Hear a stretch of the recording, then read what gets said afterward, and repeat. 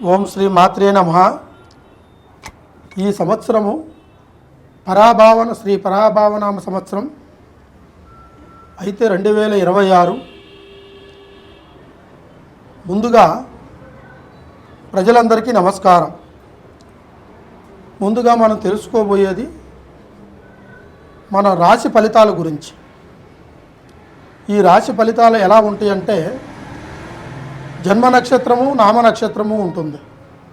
జన్మ నక్షత్రం అనేది పుట్టిన తేదీ నుంచి వస్తుంది. నామ నక్షత్రము అనేది పేరును బట్టి మనం నామకరణం చేసుకున్న నామకరణం నుంచి వస్తుంది. చిత్తా నక్షత్రము వీళ్ళకి తులారాశి. ఈ తులారాశి గల సంకల్పం కలిగిన వాళ్ళకి ఆలోచన చాలా బాగుంటుంది. మనసులో ఏ కార్యమైనా సరే ఈ రాశి గల వాళ్ళు తొందరగా దాన్ని నడిపించాలని పట్టుదల ఎక్కువగా ఉంటుంది. అయితే వీళ్ళకి ఆస్తులు ఉన్నా లేకపోయినా పెద్దలు సంపాదించినవి వీళ్ళ సొంత కష్టార్థం మీద ఆధారపడి రేపు భవిష్యత్తుని అనే ఒక సంకల్పమైన బలాన్ని గూడుగా మార్చుకుంటారు. తర్వాత వాహన బలాలు కూడా వీళ్ళే సొంతంగా నిర్మించేసి సొంత తెలివితేటల ద్వారాగా సాధించేసి మంచి ప్రయోజకులు అవుతారు. తర్వాత వీళ్ళ ప్రతి ఒక్క కార్యములోనూ వీళ్ళకి ఎవరి సపోర్ట్ లేకపోయినా కూడా వీళ్ళు నమ్ముకున్న దైవ బలము, వీళ్ళ ధైర్య సాహసాలు, వీళ్ళ తెలివితేటలు ఈ రాశిలో ఉన్న వాళ్ళకి అధికంగా ముందడుగేసే అవకాశాలు 100% ఉంటాయి. అదేవిధంగా వీళ్ళ మనసులో ఎటువంటి దురుద్దేశన ఆలోచన ఉండదు, మంచి మనస్తత్వం ఉంటుంది. తర్వాత రెండోది ఏంటంటే వీళ్ళ ఆలోచన బట్టి కుటుంబంలో ఉన్న వాళ్ళకి ఎటువంటి వస్తువులు కావాలన్నా కూడా వీళ్ళు అనుకోకముందే వీళ్ళు తెచ్చిస్తుంటారు, ఆ కుటుంబానికి అందిస్తారు.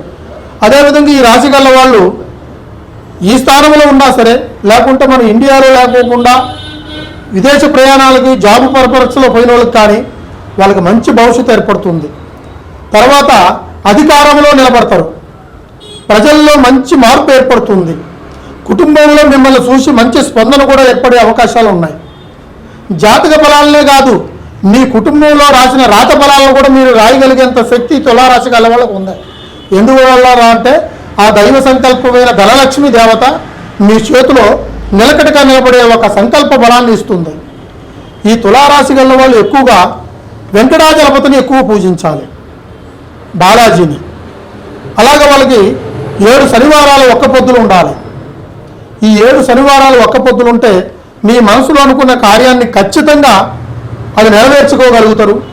రేపు జరగబోయే ఒక ఏ కార్యమైనా సరే ఆ కార్యాన్ని ఆలస్యం కానికోకుండా మీరు అరగంటలో చేసే పని 5 నిమిషాల్లో చేసేంత తెలివితేటలు కూడా ఆ దైవశక్తి మీకు కల్పించి ముందుకు నడిపిస్తాడు. అదేవిధంగా ఈ తులారాశి గల వాళ్ళు నూతన వాహనాలని తీస్తారు. 4 చక్రాల వాహనం అంటే కారు, లేకుంటే ఒక వ్యానో, లారీయో, పెద్ద పెద్ద వాహనాలు తీసేంత అవకాశం ఈ రాశి గల వాళ్ళకి ఉంది. అదేవిధంగా వీళ్ళు కుటుంబ పరంగా చూసుకుంటే సొంత వ్యాపారాలు చేసేటప్పుడు పార్ట్నర్షిప్ చేర్చుకోకూడదు, అప్పుడే వీళ్ళకి ఎదురు దెబ్బలు తగులుతాయి. సొంతంగా ఓన్గా డబ్బు ఖర్చు పెట్టి ఆ వ్యాపారం కానీ బిజినెస్ కానీ ఏది చేసినా వీళ్ళకి ఆదాయమైన ప్రయత్నంలోనే ఉంటారు. అదేవిధంగా వీళ్ళు చెప్పబోయే మాట కూడా ఖచ్చితంగా కటాకండిగా నిలబడుతుంది. తర్వాత సంతాన ప్రాప్తిరస్తులో వీళ్ళకి పిల్లలు ఉంటే మాత్రం మంచి ప్రయోజకులు అవుతారు. వీళ్ళ తెలివితేటలు ఆ పిల్లలకు వచ్చే అవకాశాలు ఉంటాయి.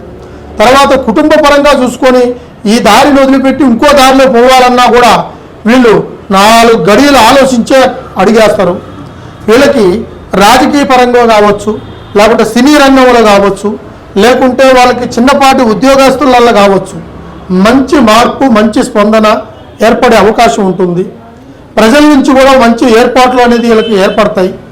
మంచి ఈ సమాజంలో మంచి కూడా మీకు ఖచ్చితంగా జరిపించేలాగా జరిపిస్తారు జనాలు. కొంతమంది మీ మాటకి అంత విలువ వాల్యూ ఉంటుంది, ఇంట్లో కూడా మీకు అంత గౌరవం కూడా అందుతుంది. కానీ కుటుంబంలో కొంతమందికి ఈ రాశిలో ఉండే వాళ్ళకి మాత్రానికి వీళ్ళ ఆలోచనలు ఒడిదుడుకులు మాత్రానికి ఖచ్చితంగా ఒక చెయ్యి కింద ఉంటే ఒక చెయ్యి పైన ఉన్నట్టుగా ఉంటుంది. ఎందువల్ల అంటే వీళ్ళ మీద పడుతున్న గ్రహస్థితుల వల్ల చెడు ప్రభావాల వల్ల, దుష్ట నేత్రాల వల్ల, ఇష్ప కన్నుల వల్ల కుటుంబంలో అల్లకొల్లాలు మొదలైపోయి సంసారం సింగంభంగం అయిపోయి వ్యాపారం అభివృద్ధి లేకుండా పోవడం, ఆ మానసికమైన బాధలు పడతాము, ఆర్థికంగా ఎదురుదెబ్బలు తగిలే అవకాశాలు కొంతమందికి ఉన్నాయి. అదేవిధంగా ఈ రాశి గల్ల వాళ్ళలో ఎటువంటి ప్రాబ్లం ఉన్నా కూడా ఒక్కసారి ఈ బ్రహ్మరాజు గారు గురూజీని ఒక్కసారి సంప్రదించండి. మీకు ఖచ్చితంగా దానికి తగిన ఫలితాన్ని నేను అందిస్తాను. సరైన పరిష్కారం కూడా మీకు దొరుకుతుంది. అన్నీ మనము లైవ్లో చెప్పలేము. కొన్నిటిని మీరు ఫోన్ ద్వారా కాంటాక్ట్ చేస్తే మమ్మల్ని కంపల్సరీగా మీకు ఫోన్లో మీరు ఎక్కడున్నా కూడా మీకు సరైన పరిష్కారం కూడా మీకు అందిస్తానని మనస్ఫూర్తిగా కోరుకుంటున్నాను. ఓం నమః శివాయ. ప్రతి ఒక్క మనిషి యుక్త వయసు వచ్చిన తర్వాత పెళ్ళి, ప్రేమ, సంతానం, ఉద్యోగము, చదువు ఇవన్నీ మనిషికి ప్రతి ఒక్కటి ఇంపార్టెంటే.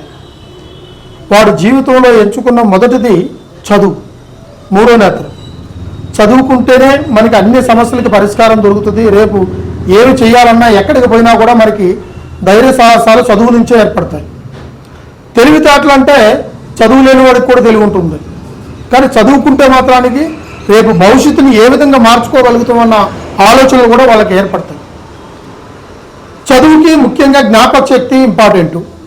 దాని మీద కాన్ఫిడెన్స్ పెట్టి చదవాలి. అప్పుడే వాడికి చదువు ప్రతి ఒక్క సబ్జెక్టు వారికి అర్థమవుతుంది. ఆ విధంగా వాళ్ళ ఆలోచనలు కూడా మారుతాయి. తర్వాత మంచి భవిష్యత్తును ఎంచుకుంటారు. మంచి జాబు, మంచి కెరియరు, మంచి భవిష్యత్తులో వాళ్ళు నిలబడగలుగుతారు. దాని తర్వాత వాడికి కావాల్సింది ఏమిటి? ఒక మంచి స్థాయి నుంచి, మంచి కుటుంబం నుంచి ఒక మంచి అమ్మాయిని పెళ్లి చేసుకొని సంతోషంగా ఉండాలని ఒక ఆలోచన.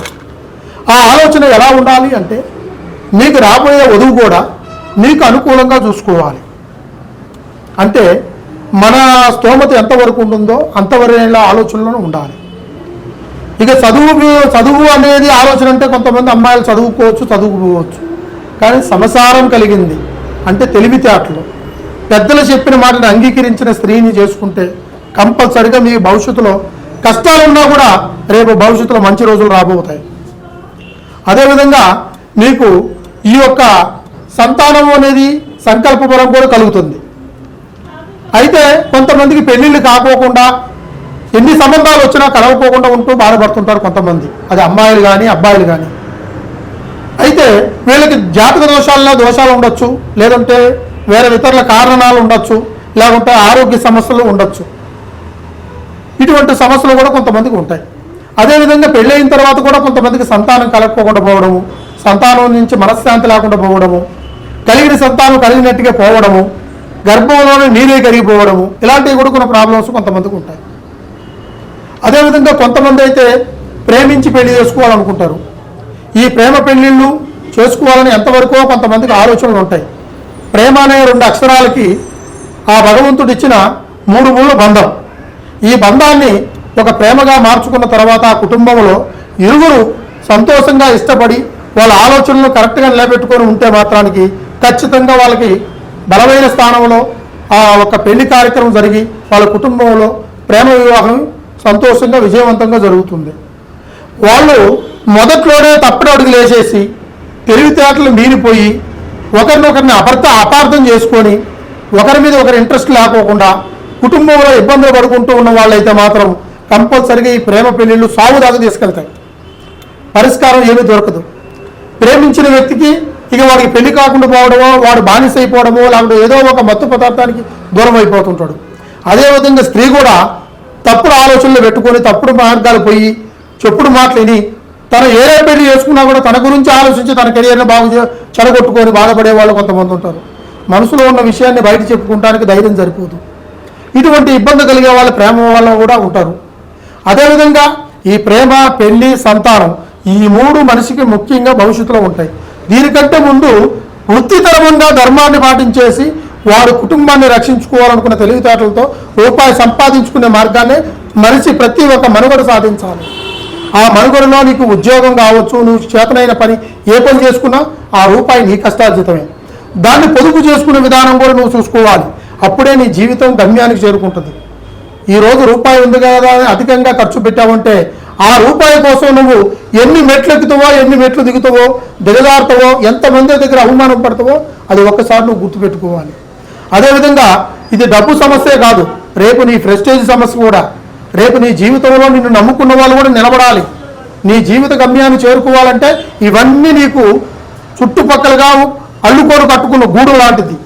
ఈ గూడుని నువ్వు నిలబెట్టుకోవాలంటే నీ లక్ష్యాన్ని నువ్వు నెరవేర్చుకోవాలి. నీ మంచి మనసు మంచి మార్గంతో వెళ్ళావంటే కంపల్సరిగా ఈ కార్యక్రమంలో మీకు అన్ని విధాలుగా జరుగుతాయి. ఇటువంటి సమస్యలు మీకు ఎవరికి ఏమున్నా కూడా మీరు ఎక్కడి నుంచైనా నాకు డైరెక్ట్గా కాల్ చేసి మాట్లాడవచ్చు.